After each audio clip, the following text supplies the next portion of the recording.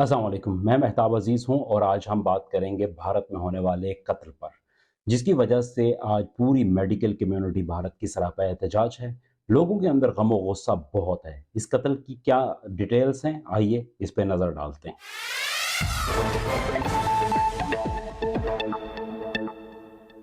भारत का शहर कोलकाता कई हवालों से मशहूर है। आज ये रियासत मगरबी बंगाल का दारुल हुकूमत है और इससे पहले जो कंपनी की हुकूमत थी, ईस्ट इंडिया कंपनी की, उसका सदर मकाम भी यही शहर था।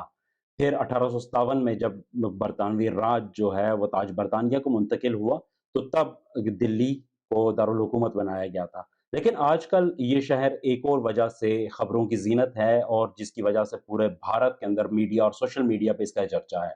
वो है एक कत्ल और ज़्यादती का वाक़या। कोलकाता शहर का एक हॉस्पिटल है जिसका नाम है आरजे मेडिकल कॉलेज हॉस्पिटल। इसमें एक काम के दौरान एक नौजवान डॉक्टर जो थी, जो पोस्ट ग्रेजुएट कर रही थी वहाँ पे, उनका कत्ल हुआ और उससे पहले उनका रेप किया गया, जिसकी वजह से आज पूरे भारत में एक एहतजाज शुरू है। इस पे डॉक्टर और मेडिकल के तुलबा तो एहतजाज कर ही रहे हैं, लेकिन इसके साथ मुख्तलिफ शोबाए ज़िंदगी के लोग भी इस पे सरापा एहतजाज हैं और पूरे भारत के अंदर इसके असरात दिखाई दे रहे हैं। मीडिया और सोशल मीडिया पे इसका खूब चर्चा है।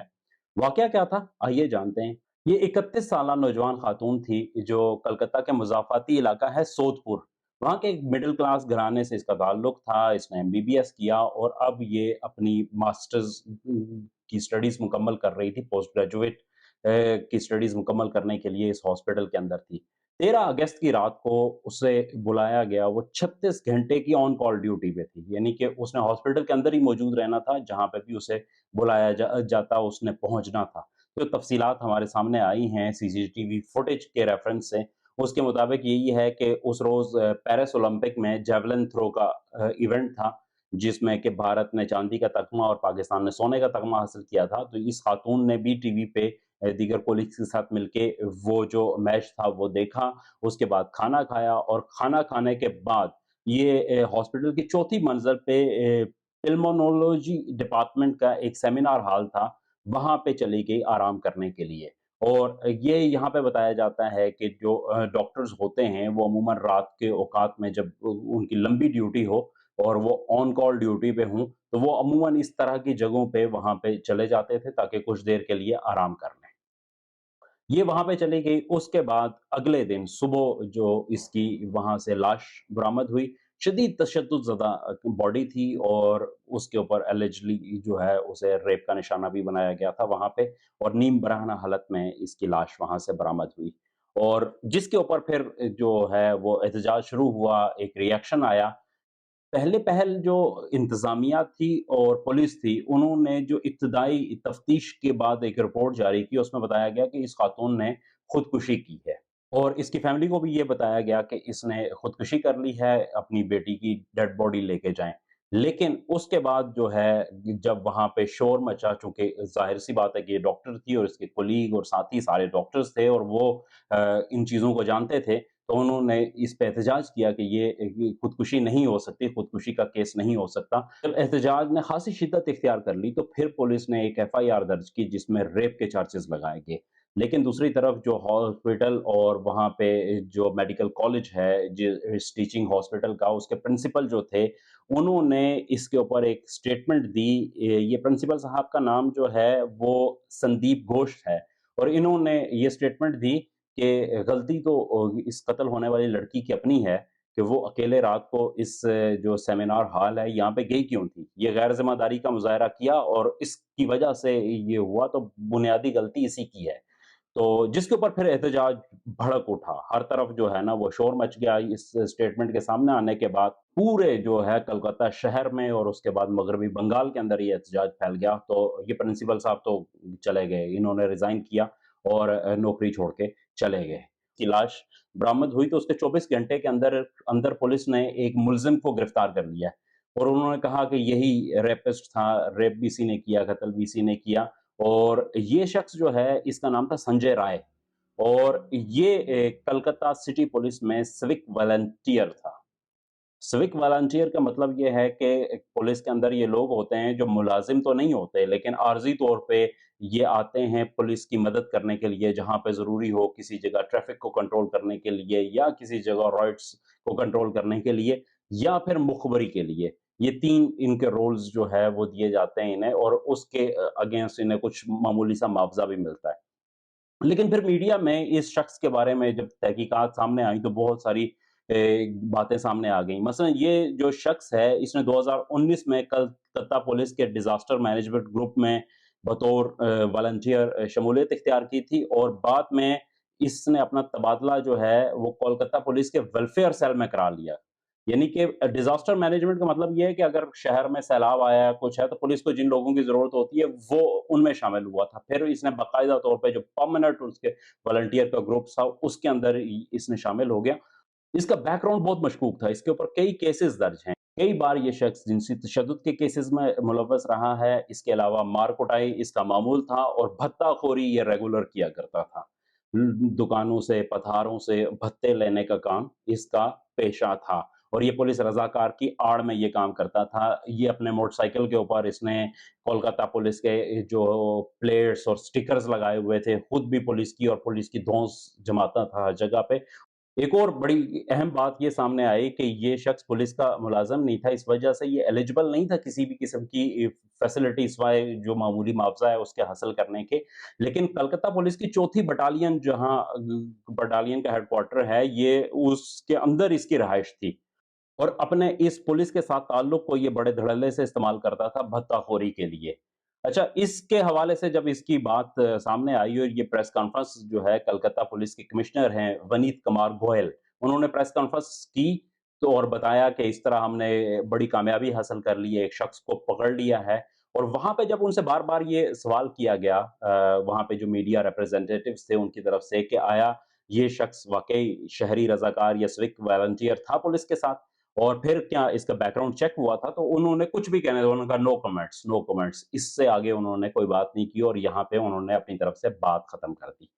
अच्छा, पुलिस की स्टेटमेंट ये है कि ये जो मुल्ज़िम है संजय राय, इसकी शिनाख्त हुई है जो RJ car medical college hospital है, उसमें उसकी फुटेज का हमने ये जो एग्ज़ामिन किया है उसकी फुटेज को, उससे इसकी शिनाख्त हो पाई है, इसलिए इसकी गिरफ्तारी अमल में आई है। लेकिन हैरत की बात ये है कि जो एहतजाज करने वाले डॉक्टर्स और मेडिकल के स्टूडेंट्स और दीगर लोग हैं, वो और अपोज़िशन पार्टीज़ की तरफ से ये डिमांड की जा रही है कि उस दिन की, उस वाक़ये की फुटेज वो जारी की जाए। लेकिन इधर तो अस्पताल इंतज़ामिया का ये मौक़िफ़ था कि उस दिन जो पल्मोनोलॉजी डिपार्टमेंट है वो और जो सेमिनार हॉल है, इसकी सीसीटीवी कैमराज़ काम ही नहीं कर रहे थे, इसलिए इसकी कोई फुटेज ही नहीं है।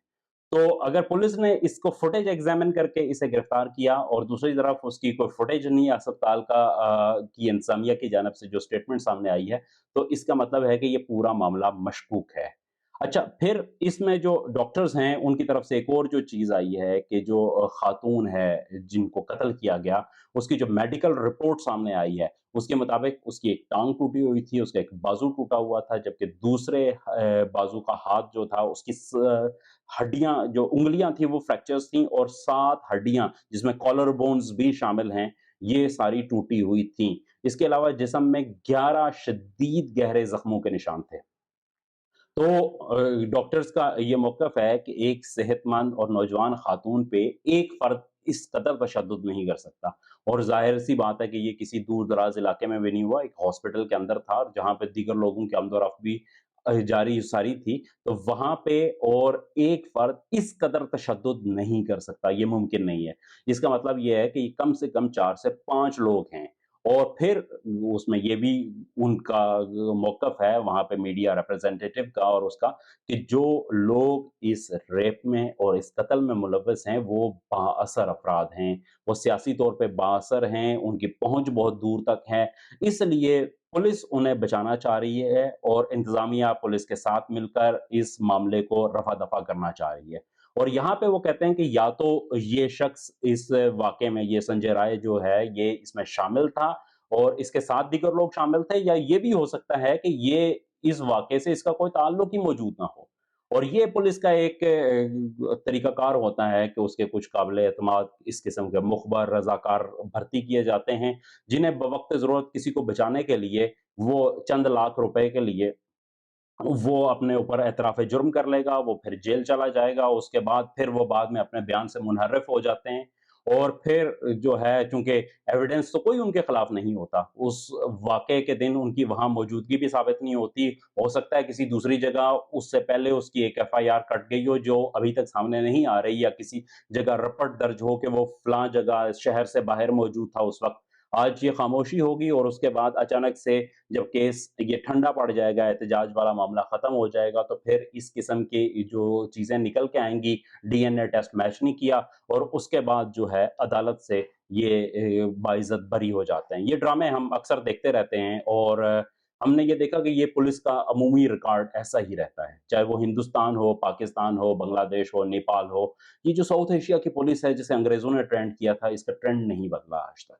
ये वैसे की वैसे ही करती है। ये बाअसर अफ़राद के लिए कभी भी इस मुल्क में रूल ऑफ़ लॉ नहीं होता। ये इसी किस्म के ड्रामे होते हैं, इसी किस्म के लोग आ जाते हैं। वो कई बार जो है रोड एक्सीडेंट में वो आके एतराफ़ जुर्म करते हैं, बाद में वो मुकर जाते हैं कि नहीं जी हम तो थे ही नहीं। वो अपने बयान से मुनहर्रिफ़ हो जाते हैं और पुलिस बताती है कि प्रोसिक्यूशन के सारे जो इसके हवाले से सबूत थे, उनमें कहीं भी इसकी मौजूदगी साबित नहीं हुई और फिर कोर्ट उसे बाइज़्ज़त बरी कर देती है और इस तरह ये मामला हमेशा के लिए ख़त्म हो जाता है। और उस वक़्त की जो वक़्ती उबाल होता है, जो एहतजाज चल रहा होता है, वो भी महीनों, सालों पहले ख़त्म हो चुका होता है।